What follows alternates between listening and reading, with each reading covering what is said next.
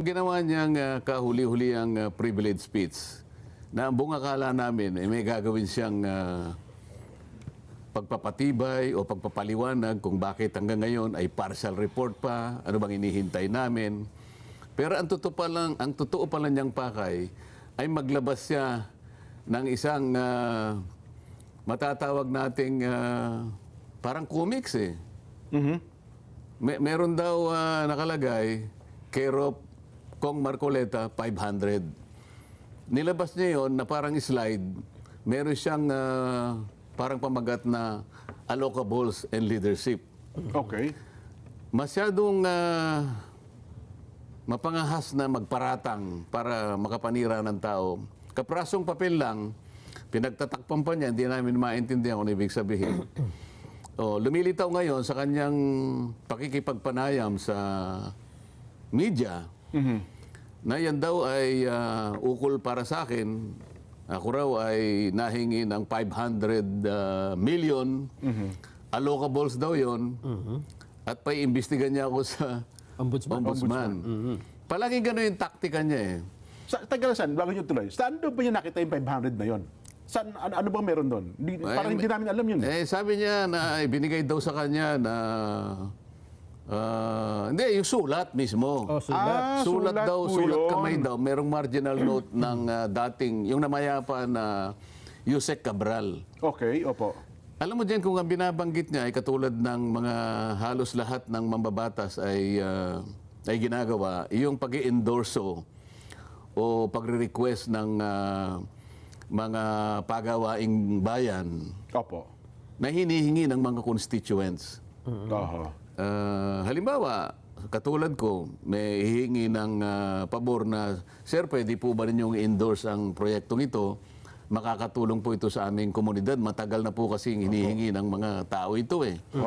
Hindi po namin maitawid ang ganito, tsaka ganito. Napakarami pong alalahanin. Kaya kung titingnan mo naman, Jen, suportado ng napakaraming dokumento, may resolusyon ng LGU, Municipal resolution. mga asosasyon Tama. na nakatira doon, at meron pang mga pirma ng mga district engineers, mga regional directors. Ipagkakait mo ba yung may tutulong mo na inaasahan nila na baka sakaling ang i-consider ng pamahalaan kung ikaw ay isa sa nakapag-endorso? Opo. Maaring hindi lang naman ako makakagawa, lalapit din sila sa mga ibang kandidato, gagawin din ang kandidato. Ang totoo niyan, siya ang kauna-unahang nagpasaring sa mga senador ng 19th Congress. Ano pa yun? Nagsisimula pa lang kami noon eh. Naalala ko, pinasaringan niya yung mga senador ng 19th Congress. Wala pa ako doon dahil papasok ako 20th Congress na eh. Yes po. Halos lahat kanya ng mga senador ng 19th Congress ay nakabahagi ng ay nakapagbigay ng insertions na ang total niyan ay halos 100 bilyon. Ngayon, nagalit sa kanya yung mga senador. Ay, opo. Natatandaan ko yun. Sabi siguro nila, ano naman ang masama kung halimbawa nakapag-suggest kami, nakapag-request kami, nakapag-endorse kami, sang-ayon sa pakiusap ng ating mga constituents. Wala namang masama doon. Ba't sinasabi mo yan? Ngayon, nagpaliwanag ngayon ang Senate President. Dahil siya parang akala mo kapag nagsalita, parang siya yung pinakahuling salita eh. Ano? Ang nakikita ko nga parang takot na takot sa kanya yung mga kasama ko eh. Ito lang naman ang aking sariling obserbasyon. Yes po. Nagpaliwanag ngayon ang Pangulo ng Senado. Hindi naman, sabi niya kasi kung ano man yung kahilingan na yan, sinasabi niyo kagad, insertions. Sabi niya pwede namang terminology lang ang diferensya dyan eh. Kung minsan tinatawag naming amendments, dahil nga sa aming sariling panukat, makakatulong naman. Ngayon, kung sakaling bigyan ng konsiderasyon, di maganda. Kung ayaw, okay lang. Yun ang paliwanag. Hindi naman kapag sinabi mong ikaw ay humiling halimbawa ng ganitong amount para sa mga proyekto ng ating mga constituents, ibig sabihin sa iyo napupunta yun? Hindi. Ang importante rito, kung humingi ka, napagbigyan ba? At kung napagbigyan, na-implement ba? At kung na-implement, maganda bang pagkaka-implement? Ganun dapat ang tanong eh. Pero kung nakakita ka lang ng kaprasong papel, lumundag ka na, naakala mo ay kung ano na yun, pinagtatakip mo pa, hindi natin maintindihan. Ano ba yung tinakpan mo roon? Yun ang hindi nakakapagbigay ng mabuting halimbawa para sa amin eh. Opo. Naisip ko tuloy, ewan ko kung meron tayong slide na may papakita riyan, nung nag-uumpisa kami sa Blue Ribbon Committee, nakapag-umpisan lang ako, isang araw pa lang. Oho. Bumanat na siya ng privilege speech eh. Doon lang makikita mo na yung kawalang paggalang sa panig niya eh. Alam mo, sinabi niya, kung inintay lang ako ng isang araw at hindi kagad sila nag-hearing, Nagsimula. baka mas masustansya ang kanilang ang kanilang talakayan eh.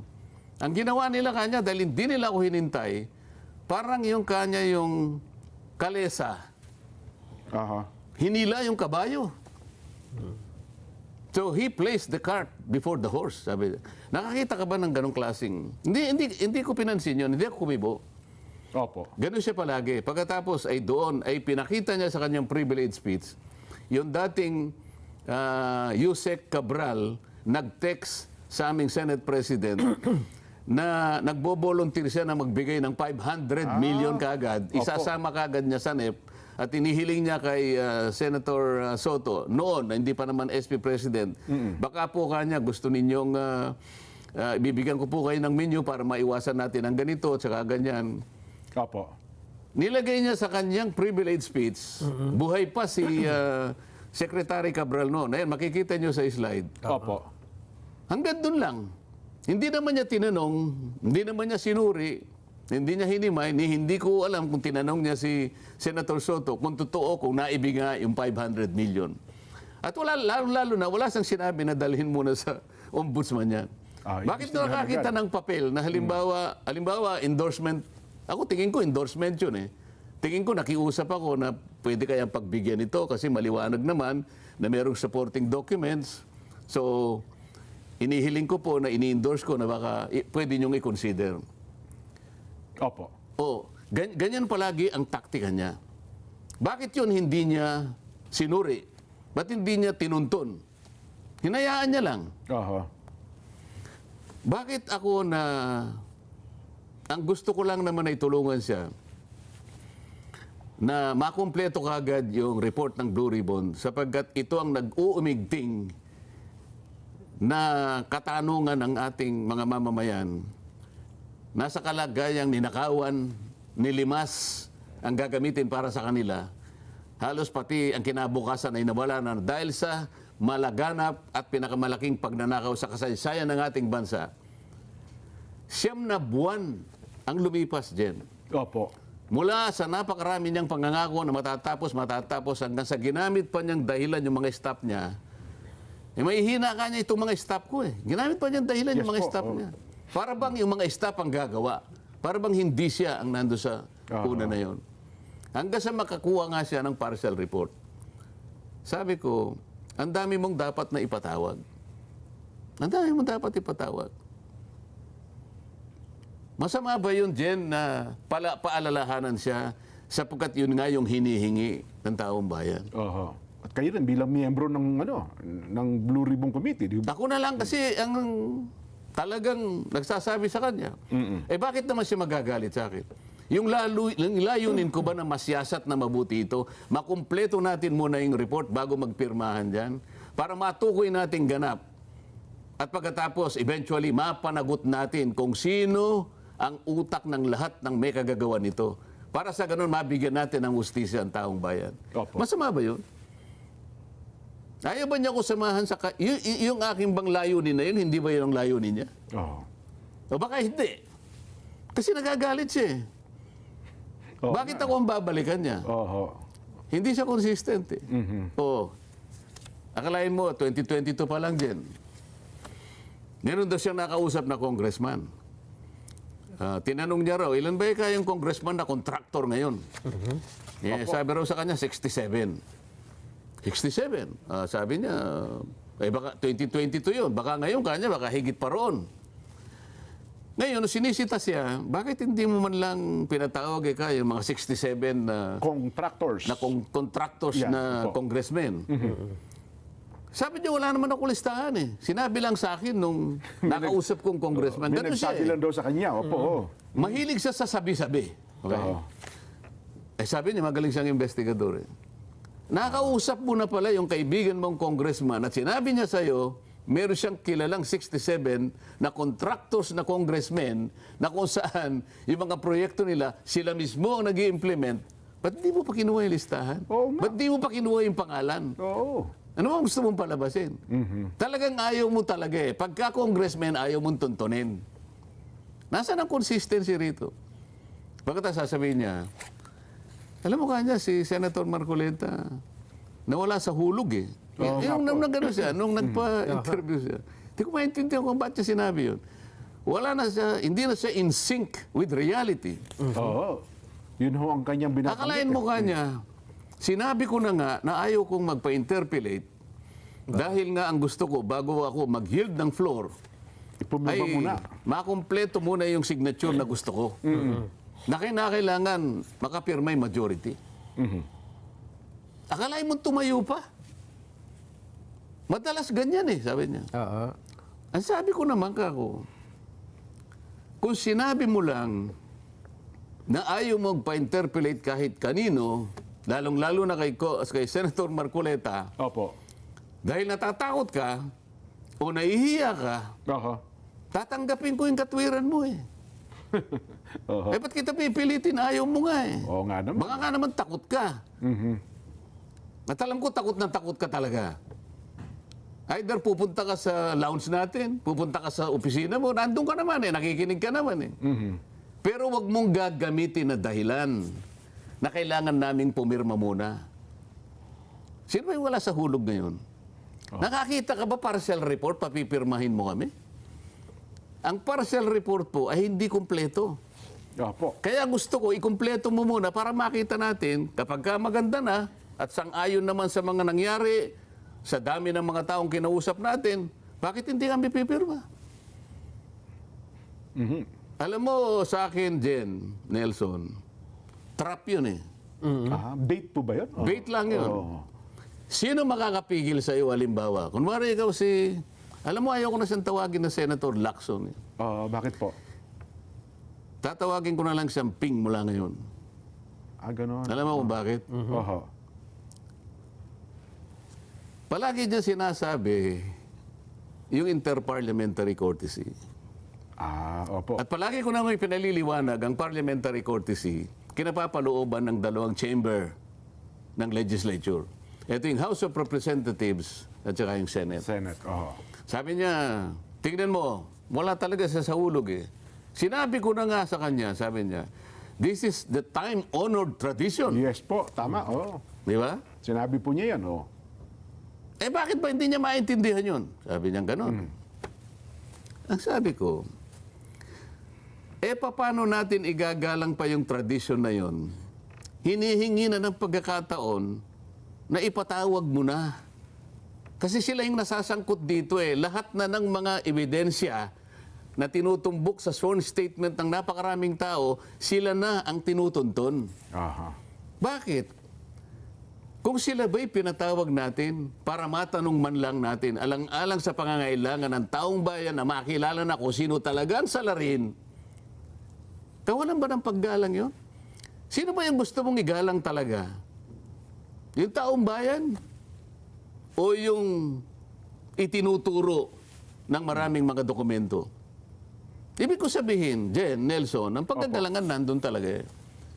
Ngunit kung minsan, ilalagay mo na rin sa ayos eh.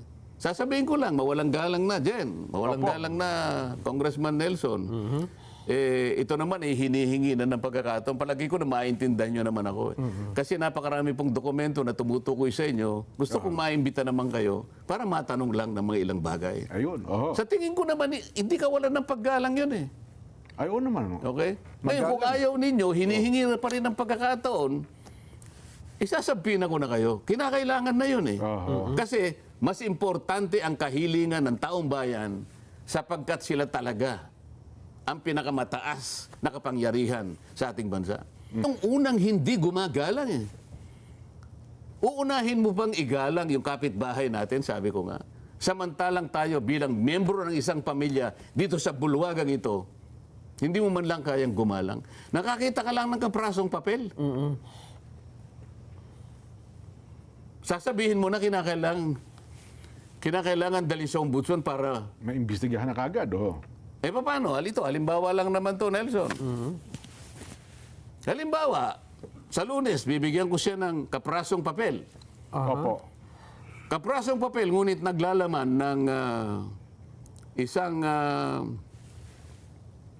isang validated na impormasyon na yung aming Senate President ay humiling din ng mga projects. Oho. At ito ay validated sapagkat galing ito sa DPWH. Aha, opo. Oo. Hindi lang basta sulat kamay ito. Hindi 500 hindi sulat ka talagang pirmado, formal ano to eh. Oho, request. Merong covering letter na galing sa DPWH at naka-attach yung kahilingan ng aming Senate President. Hindi 500 million, 3.5 billion. Wow, ang laki. Mangangako ba siya na kagyat siyang tatawag ng press con para sabihin niya, kailangan ito daling kagad sa ombudsman. Oho. Bakit ganun ang style niya? Oo. Pero yung kahilingan niya, walang masama dun, ha? Wala. Sabi ko nga, Oho. sa buhay ng Isang senador, isang mga congressman. senador at saka sa mga congressmen, karaniwan na yung hihilingin sa'yo na paki-endorse nyo po ito. Opo. Matagal na po kasi ito, hinihiling namin. Ang laki pong tulong nito sa aming komunidad eh. Mhm. Baka po, kung kayo pong mag-endorse, Napagbibigyan siguro, bakit ganun? umaasa rin sila. Oo, oo. Ipagkakait mo ba yun dyan? Baka sakali nga naman pagka-endorse mo, baka naman ibinigay nga. Oho. Hindi dahil sa gusto mong magpasikat. Kung hindi, yung hinihiling nila eh. Opo. Oo, ano ngayon ang sasabihin niya? Kung nakikinig ka, alam ko naman nakikinig ka eh. Bibigyan kita sa Lunes kung gusto mo. Pero ito wala pong bahid na, wala po akong ibig sabihin ka sa aming Senate President. Umunahang kailangan po, lilinawin ko na ito. Sa 22 kasama ko pa sa Senado, kailangan po marinig ninyo to. Wala po akong issue sa kanila. Yes po. Nakikita ko po sa kanila ang paggagalangan sa bawat isa sa amin. Oho. Ito po, ipaliliwanag ko sa iyo kung paano. Marami pong beses na hindi po kami nagkakaayon-ayon sa maraming bagay sapagkat maraming pananaw po dito, maraming opinyon. Yes po. Ang Senado po kasi ay tinawag na isang parliamentary institution. Yes. Ito po ay isang deliberative assembly. Dito po talaga tatalakayin, magdidebate po kayo rito. Ngunit walang personalan. Walang personalan po. 24 Republic nga rin yan, Sen, di ba? Oh. Ganon. Ngayon, sa 22 kasama ko ron, wala po ako masasabi sa kanila.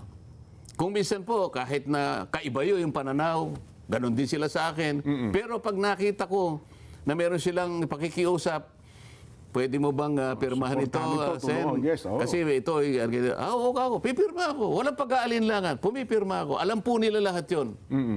Ganun po yung pagkagalangan.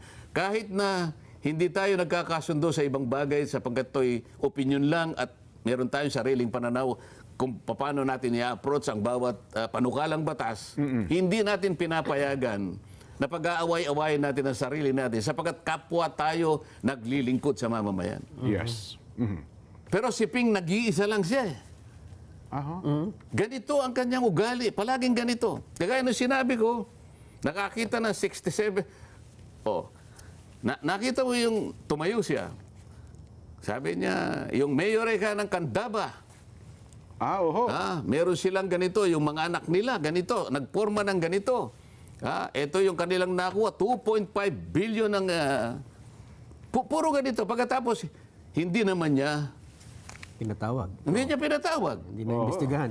Nag-identify siya ng 11 contractors. Sa kanyang privilege speech. Alam mo yung pag nag-privilege speech dyan, makikita mo, talagang parang kompleto sa Ricardo, sabi nga nila. Opo. Maganda yung graphics. Maganda yung Hindi lang graphics. Presentation, no. Maluluma si Lino Broca rito. Kompleto yung cinematography, merong screenplay. Pati sound effects, ano? Kulang na lang, musical scoring, maniwala ka sa akin. Natatandaan ko sa inyo, sinasabi nyo, BBB yata yun eh, no? Yun nga, Oo, yung mga tatlong anak B. daw nila. Oo. Ngayon, ang ibig ko sabihin, bigla siya magsasalita, ngunit hindi naman niya itutuloy. Hindi niya patatawag. Masisira lang yung pangalan. Ganun ang gusto niya palagi. Yung pailalim na atake, pailalim na taktika. Ayun, oh. Bakit niya ako pinasasaringan ngayon? Ako lang kasi ang nagpapaalala sa kanya. Oho. Ang gusto ba niya, titigil ako? Ang gusto niya ba, takutin ako? Nagkamali siya eh. Nagkamali siya. Oho. Kaya sabi ko, nag-iisa na lang siya eh. Sa Alam mo, sa una 24 kong, na senador. sa una kong pagpunta sa Senado, nahalata ko agad na parang takot na takot sa kanya yung mga kasama ko. Mawalang galang na sa kanila. Yung ibig ko sabihin, hindi yung takot, yung parang nagdi-defer sila, na parang ayaw na lang nilang Makipagbanggaan, ayaw na lang nilang yes. gano'n dahil maring iniiwasan siya, parang gano'n. Na parang kasing sa tingin niya, naipundar niya ang sarili niya. Ito yung kanyang, palagi niya sinasabi, I've spent 50 years Oho. of service Opo, oh. in government. Ano? Na parang walang kablemis-blemis, parang walang kulubot, Walang parang kabahid-bahid ng ano. walang bahid dungis. Yes po, oo. Parang nakalimutan niya yung napakaraming episode sa buhay niya na. Nakalimutan niya yung sa Isabela na ano siya na tungkol sa mga illegal logging. Oho. Di ba? Nakalimutan niya yata yung Kuratong Baleleng. Oho. Nakalimutan niya yung ano ba yung isa? Corbito, ano yun? Daser Corbito. Daser Corbito. Ganun po ba? Oh. O baka hindi niya alam na alam ko kung bakit kaso na yan. At huwag mo sasabing magmamalinis-malinisan ka. Totoo yung sinabi ko na nung hindi ko pa siya kilala, napagkamalan niya akong reporter dyan eh. In-interview ko raw siya. Ganun po. Oh. Binasa ko yung transcript nung interview niya eh. Kasi kanya, in-interview ako niyan. At napahanga daw ako sa kanya. Opo. Hindi pa congressman yan, kanya, hindi pa senador. Nung siya nasa media pa. Napagkamalan niya akong interview, nag-interviewer o media kasi meron tayong program ngayon. Opo. Isip-isipin pati yun sasabihin niya. Kasi nabanggit ko nga, dahil nga napahanga niya ako na isang araw, nagsasalita siya, lahat ng carnap vehicles, dalhin nyo rito sa Camp Crame. No questions asked. Yes po. Abay, padaan-daan nga ako ron dahil ang aking opisina sa Ortigas lang. Opo. Ortigas. Nakabunto ng mga sasakyan na karnap. Mga nakaw na sasakyan. Mga generals, sinole, no questions asked. O di humanga naman ako. Mukhang, Tama naman ito yung gusto ko kako. PNP chief siya noon. Tinawagan ko ngayon si Bayani Fernando, na isa sa mga kaibigan natin. Kasi si Bayani, isa ring masugid sa mga reforma yan. Yes, Nakita mo yung Marikina noon na walang... Sabi niya, Malinis, maayos, gusto niya, disiplinado. Yes po. ipalitaw ninyo yung bangketa. Hindi po pwede. Pinagdidemanda siya ng maraming mga tao, pati. Opo. Hindi ba nga niya, basta demanda nyo ako, pero kailangan ganito ang mangyari. Kailangan malinis, kailangan maayos ang kalsada, lilitaw ang bangketa. Meron siyang political will eh. Yun. So sabi ko sa kanya, Bayani, kausapin mo si Ping, sabi ko. Yung PNP chief. Bakit? Maganda rin ang nakikita ko eh. Kausapin mo, sabihin mo, kung mandidato siyang president, ikaw naman ang vice president. Kinwento ko pa eh. Oo. Kay Senate President. Senate President Soto. Eh. Okay. Sayang, namatay na. Sana man lang eh. Opo. Nung una kasi siguro, maaaring gano'n ang nakita. Kung ako nakita ko yun eh. Pero nawala eh. Sayang. Sinasabi niya na wala naman nagbago doon eh, sabi niya.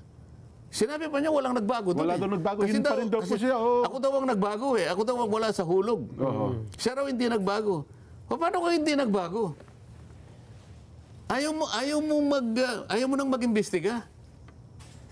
Bakit? Kinuha mo ang posisyon na yon. Ang Blue Ribbon kasi din, ito lamang ang natatanging komite na binigyan ng kapangyarihan at mandato na mag-usisa ng non-feasance, malfeasance, and misfeasance. Yes po. Wala na sa ibang komite. Kaugnay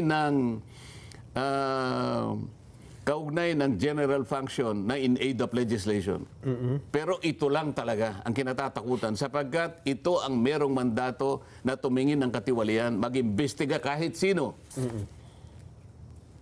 Ang napakalaking responsibilidad, Nelson. Yes po, oo. Lalong-lalo na ito ngang napakalaking nakawan na ito. Bakit bigla mong itinigil? Yung flood control scandal, opo. Bakit lumipas ang 9 na buwan? At ngayon hindi mo alam kung susulong ka o hindi. Ngayon sinasabi na naman niya, kapag nakakuha na ako ng pirma at saka ako mag-iimbestiga, hindi ako naniniwala. Oho. Patibong niya yon, trap niya yon, bait niya yon, pain niya yon, hindi na siya mag-iimbestiga. Dahil nakapirma na ang majority. Oho. Para ganap niya ng mapagtakpan ang gusto niyang pagtakpan. Oh. Ilang maleta ba ang dahilan? Kailangan malaman ng taong bayan ito eh. Oo nga. Gusto niya ng ganito? O sige, puntahan kita. Kinaladkad mo ang pangalan ni Edran Bersamin. Sana kung maipakita natin. Siya mismo doon sa debate, DBCC debate, budget ng 2026. Opo. Kinaladkad niya ang pangalan ni Yusek Bersamin. Ayan. Siya mismo, ha?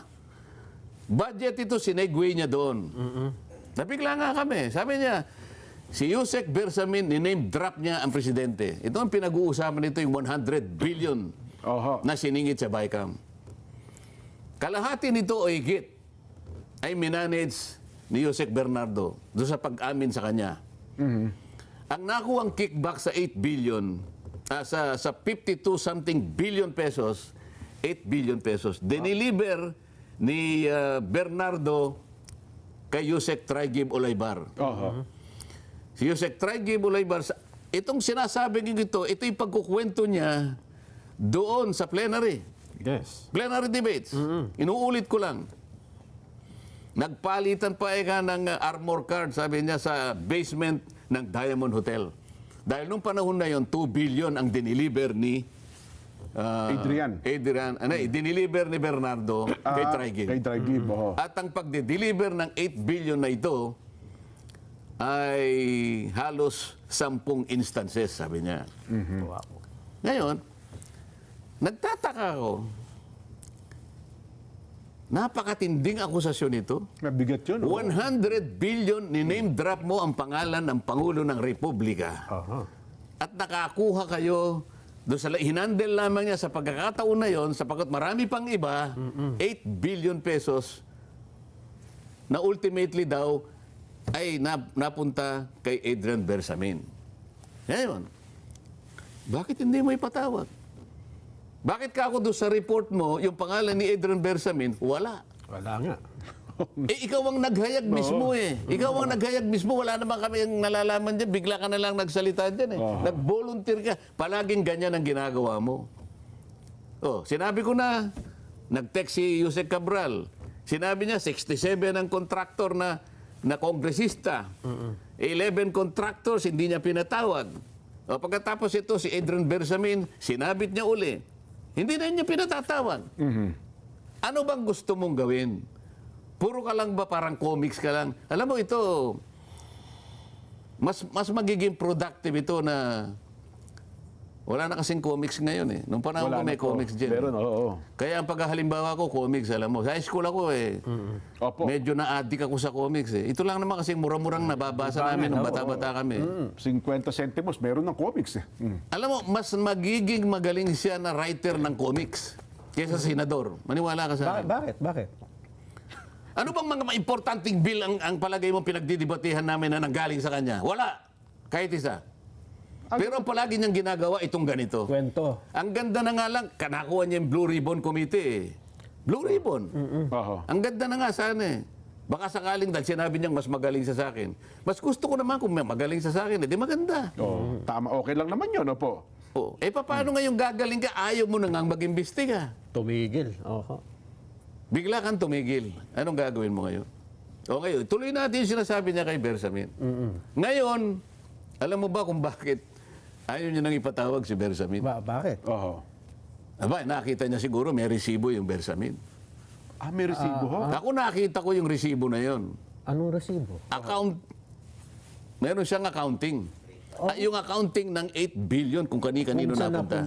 ganun Kasi ba? yung diniliver 8 billion, 8 tapos... billion na kay Adrian Bersamin. Oo. Ngayon, ang buong akala niya, Okay. walang accounting. Nakita niya meron sigurong account. Nalinawan niya na, ako nakita ko eh. Nakita ko mismo, merong accounting. Tako. Ngayon, isa sa item do sa accounting, Opo. mga flood control projects, na pera ito ha, pinagkitaan sa flood control. Isa sa item, kasi sila ay senatoriables ng Alyansa ng Bagong Pilipinas. Ano ang panahon na yun? Meron isang during item. campaign po ito. Meron isang item, napakalaking halaga for the senators. Oho. O di direkta siyang nandun. Meron pang isang item for the senator's expense. Isang item. Meron pang isang item. May advertisement. Itemize. Pagkatapos, yung wrapper na ginamit, Opo. Andrew yata ang pangalan. Opo. Ay, namin naman ni Andrew, meron talaga siya. Oh, parang 60 billion. Sipsipin mo. 68. Oho. Nagsimula daw yung 100 eh. Tumawad na lang Hindi ba siya. hindi ba siya nagdirektang nakinabang doon? Kaya ayaw mo nang ipatawag? Hindi lang flood control projects, doon sa mismong accounting ni Adrian Bersamin. Ako naniniwala akong walang kasalanan yung tao eh. Si Adrian. Siya lamang ang ginamit. Mukhang na-presto din yung tao. No? Oho. Mula sa kanyang accounting, hindi lamang flood control projects, Jen. Oho. Pati ang kinukolekta at dinideliver ng Bureau of Customs halos 100 million per week. Wow. Per week. Oh, ngayon ayaw niyang tawagin. Oho. Oh, ngayon ito yung pangalawang hamon ko. Yung unang hamon ko kanina, Jen. Opo. Papayag ka ba na mag-press con pagkatapos kitang mabigyan ng halimbawa ng request ni SP ng mga projects? Oho. Jen, paliliwanag ko to ha. Opo. Si SP ay isang mabuting tao. Oho. Iyan ay palabiro, nakakabiruan ko rin. Bibigyan ko lang siya ng halimbawa kasi. Halimbawa, si SP, naghiling. Walang masama doon. Walang masama. Bumiling Talagang- lang eh. Opo. Kagaya na sinasabi ko at sinasabi niya rin, kalakaran yun kasi kailangan natin tulungan ng constituents natin. Opo. Hindi mo pwedeng ipagkait. Ano sasabihin siya itong tao na pagkatapos kong iboto? Oho. Walang project. Pina-endorse ko lang naman ito. Tinta lang naman ang ano niya, ba't hindi mo pirmahan? Pinakita ko naman sa'yo na ito'y supported by documents. Oho. Pinakita ko naman sa'yo, nakapirma na yung mga taong dapat pumirma. Namamagasa lang ako, baka sakaling sa pirma mo, baka magkaroon na ng visa. Maaprobahan o kaya mapayagan. Kapondo. Opo. So, yun ang gusto ko ipaliwanag kay President Soto. Opo. Walang masama doon. Wala akong masamang tinapay sa kanya. Gusto ko lamang testingin itong taong ito Kung anong gagawin. kung anong gagawin niya para maging consistent siya. Sapagkat he is consistently inconsistent. Oho.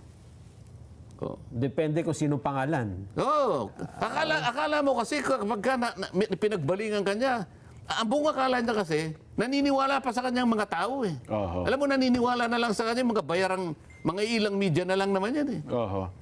Ang media ngayon ay parang umaano na eh, nabubuksan na yung mga mata eh. Pero meron pa rin, mangilan-ngilan dyan, na talagang bayaran na bayaran. Oho. So yun po yung unang challenge nyo. Pangalawa? Yun ang unang challenge ko. Opo. Pag nabigyan ba kita, kung ano yung ginawa mo sa akin, ganun din ang gagawin. Kasi nag-press con siya eh. Kung consistent siya. Kung consistent ka. Oh. Opo. Ito yung pangalawa. Etong pang... Pwede mo bang tawagin si Adrian Bersamin at saka si Lian Libiste? Kasi si Lian Libiste, may hawak siya nung resibo na yon. Siyang nagpakita sa akin. Hindi ko naman nakita kay Adrian eh. Nakita ko kay... Lian Libiste. At si Congressman Lian Libiste ay nakahanda kahit anong oras. Di ba nung nakanapatawag po siya? Parang hindi yata napag-usapan. Hindi pa yun ang ano eh. Hindi pa yun ang punto hindi eh. na subject Iba matter. naman ang subject matter Opo, nun. opo. Pero ngayon, ipatawag mo. Yan ang aking pangalawang hamon sa'yo. Kapag hindi ka nagpatawag, Oho. hindi tama yung pinost mo. Tanong mo sa akin kung ano yung pinost niya. Ano po yung pinos? Ano po yun? Ikaw naman eh. Oh. Kayong dalawa naman ay malilimutin din. Hindi ko na... Matagal na ba yan? Macho ako.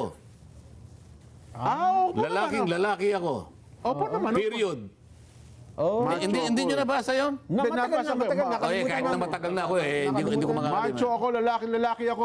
Period. Opo. Period. Oo. Tama naman po yun. Merong hindi tama ron. Hindi Macho tama ako, doon. lalaki ako. Period. Ulitin mo.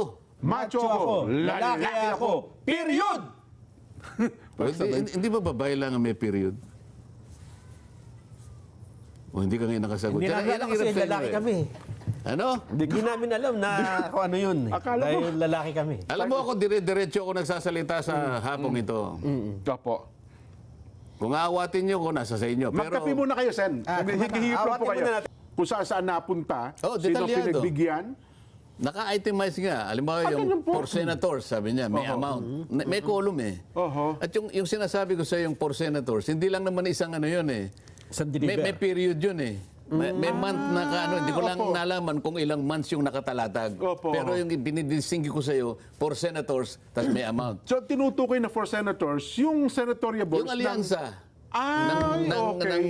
ng bagong Pilipinas. So, yun ang tinutukoy na for senators na yon. Oh, kasi hindi ba kasama siya? Opo. Kasama si Ping do sa 12 na Senatorial senatorial balls. balls ng alyansa ng bagong Pilipinas. Ayun, So sa flood control money, Opo. ay nakinabang siya talaga dahil naka-itemize yun. Nagamit.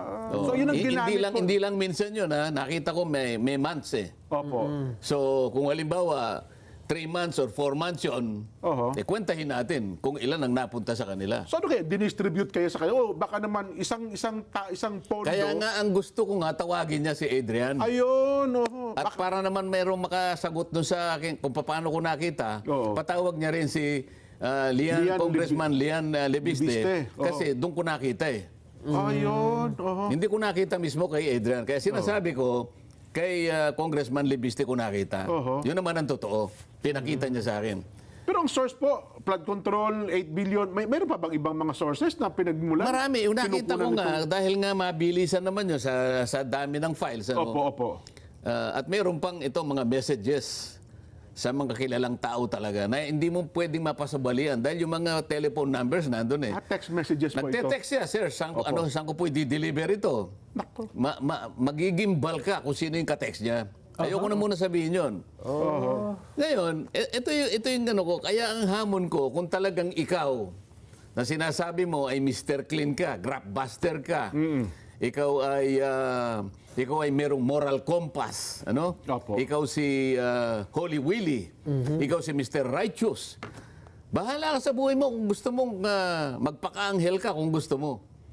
Okay? Opo. Ang sabi mo pa nga bakit po kaya palagi kayong pinatututsadahan? Hindi ko siya pinatututsadahan. Hindi ako na may personal, Jen. Nelson, Opo. palagi ko sinasabi.